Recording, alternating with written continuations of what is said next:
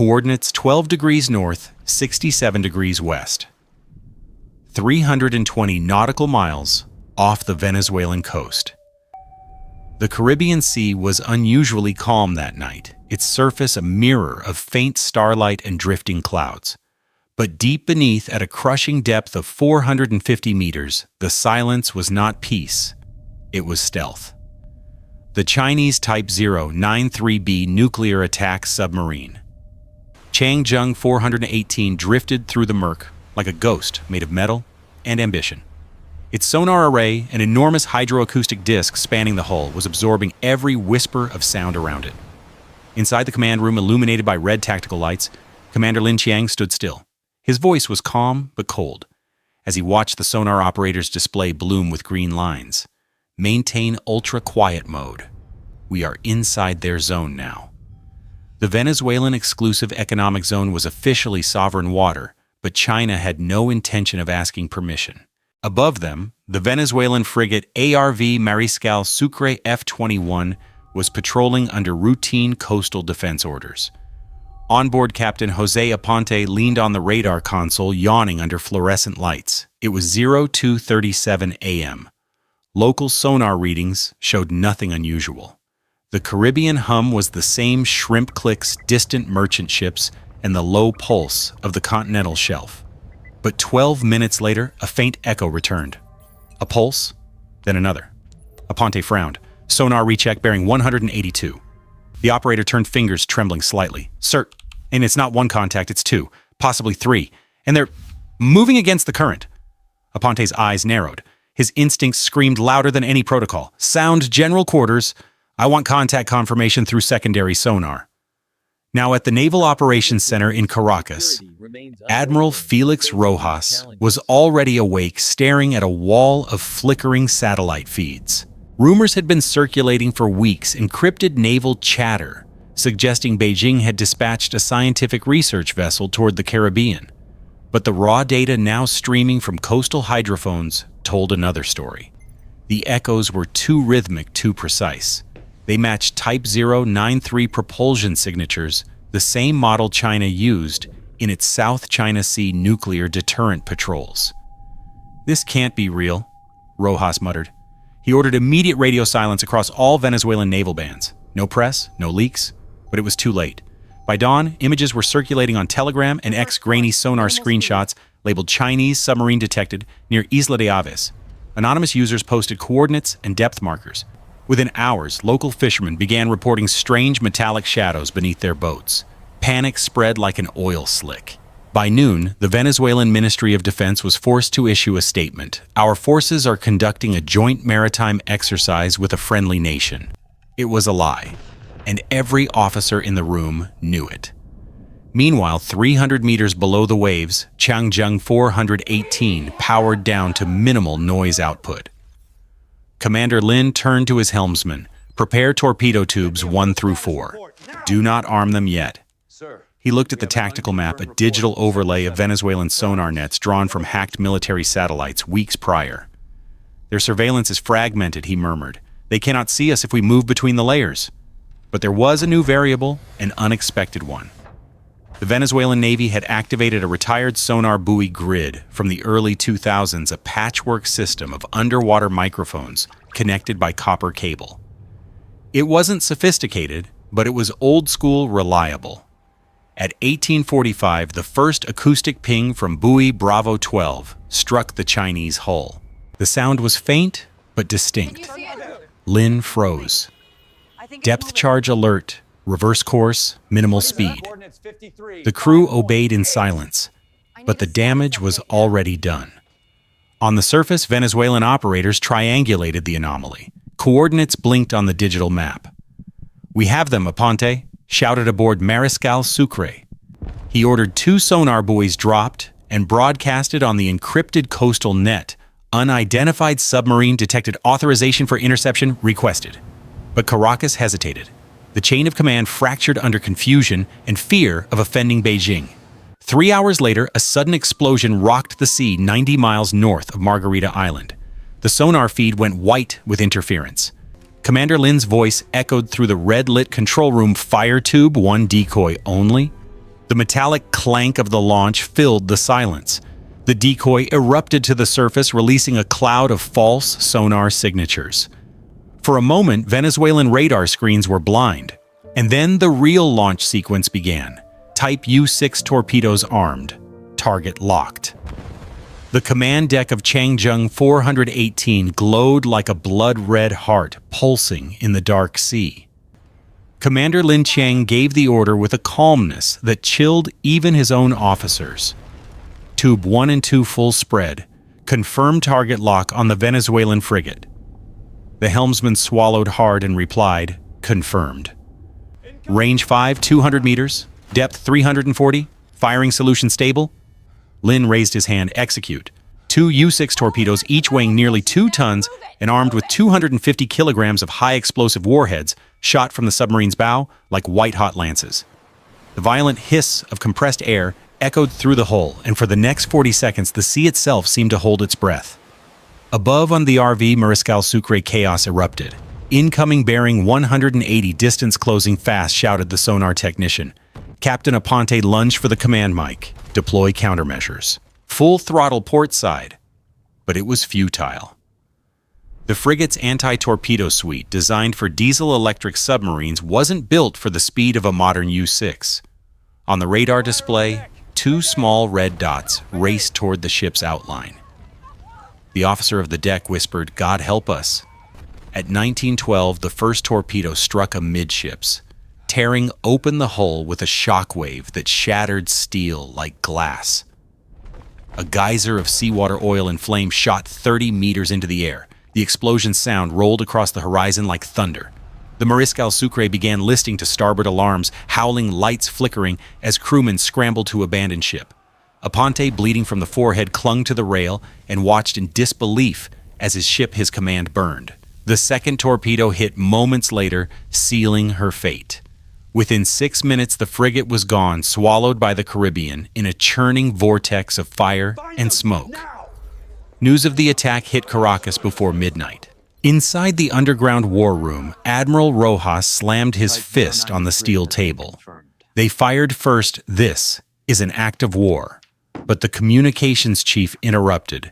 Sir Beijing denies all involvement. They claim it's a rogue vessel, a misunderstanding. Rojas laughed bitterly. A misunderstanding that just sank our flagship. The defense minister's voice cut through the tension. We cannot escalate. Not yet. The president wants verification and containment. No public statement until we have physical evidence. But evidence was already everywhere. Fishermen filming burning debris oil slicks drifting toward the coast, and the unmistakable image of Chinese torpedo fragments retrieved from the wreckage. At the same time, U.S. Southern Command in Miami picked up the sonar explosion signature. Within hours, satellite reconnaissance confirmed a large heat bloom near Venezuelan waters. American analysts identified it as a Chinese naval event, one of the most aggressive in the Western Hemisphere since the Cold War. The Pentagon demanded answers from Beijing. China responded with a single line: no military operations are authorized in that region. It was a diplomatic dead end and a strategic victory. Meanwhile, Commander Lin guided Changzheng 418 deeper into the abyss. The submarine's AI-driven navigation plotted a course beneath the Venezuelan shelf toward the open Atlantic. Mission accomplished, Lin whispered, though his tone carried no triumph. His orders were clear: disrupt U.S. radar networks in the Caribbean under the guise of navigation testing. But the collateral damage, the Venezuelan frigate, the oil leak, the civilian panic had spiraled far beyond control. "We've drawn blood in the wrong ocean," muttered his executive officer. Lin stared at the bulkhead, expressionless. What is that? There are no wrong oceans anymore. Back on the surface, Venezuela's coastal radar stations began detecting strange electronic interference pulses of coded data, transmitted from deep under the sea. Unknown to them, Changzheng 418 had released 3 autonomous sonar drones. Each drone was transmitting encrypted acoustic signals mapping Venezuela's underwater terrain in real time for future deployment. It was more than an intrusion. It was the first stage of strategic occupation. By dawn, the Caribbean was alive with distant echoes, U.S. destroyers redeploying Venezuelan helicopters, combing the waters, and rumors spreading like wildfire through the streets of Caracas. China had crossed a line, and for the first time in decades, the Caribbean was no longer an American lake. It was a battlefield, waiting to ignite. The morning after the sinking, the Caribbean sky was too bright unnaturally, so as if the sea itself was reflecting something it did not want the world to see. Smoke still curled from the oil-slicked waters where the Mariscal Sucre had vanished.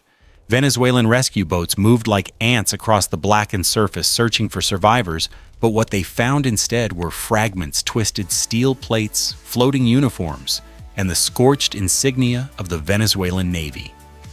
Captain Aponte's body was never recovered.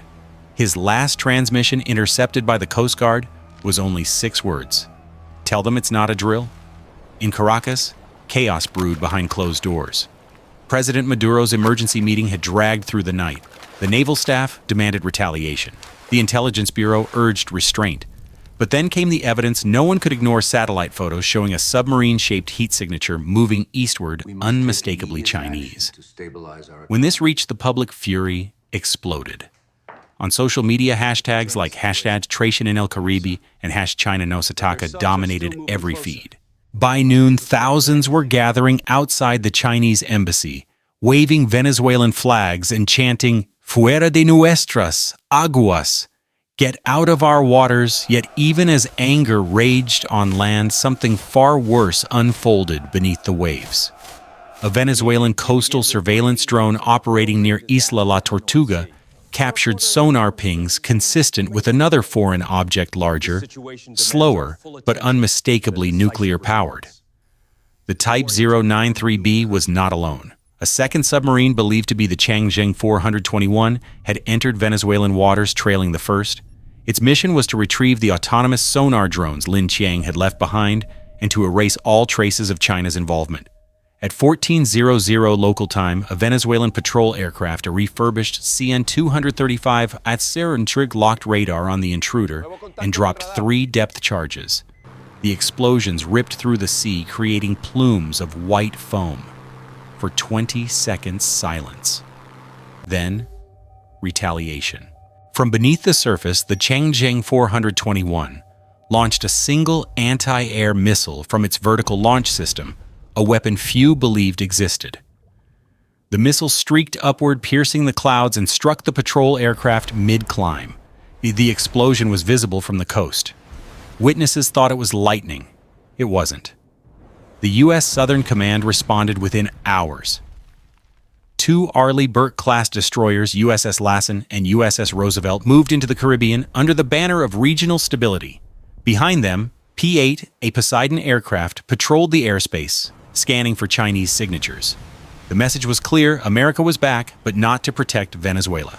Washington's analysts saw opportunity, a justification to push back against Chinese expansion beyond the Pacific. For the first time since the Cuban Missile Crisis, rival superpowers were operating lethal assets in the same sea within firing range of each other. Meanwhile, aboard Changzheng 418, Commander Lin Qiang listened as distant sonar pulses echoed through the hull signals of U.S. destroyers closing in. "We're exposed," said his officer. "Do we surface?" Lin shook his head slowly. "We are already ghosts." There's no surfacing from this. He knew that even if they escaped, Beijing would deny everything, and his crew would vanish from the record martyrs of a mission that officially never happened. He ordered the submarine to descend below crush depth tolerance into a zone few vessels could survive. The steel-groaned bolts strained, and the control panels flickered. For a moment, the entire ocean seemed to inhale. Then, in the darkness, the submarine was gone. No explosion, no debris, just silence. By evening, President Maduro addressed the nation. His voice trembled between defiance and fear. "Our sovereignty has been violated," he said. "But Venezuela will not be the stage of another world's war." Behind the cameras, his generals exchanged uncertain looks. They knew the truth. It was already too late. Satellite feeds confirmed new Chinese vessels moving west of the Antilles. Research ships, according to Beijing, each carrying what analysts suspected were modular submarine docks. And as the Caribbean night fell once more, radar screens from Miami to Caracas lit up with dozens of unknown contacts drifting toward the Venezuelan coast. Some were whales, some were decoys, and some no one could tell anymore. The sea had become a living chessboard, where every move was silent, every mistake permanent, and every nation just one sonar ping away from war.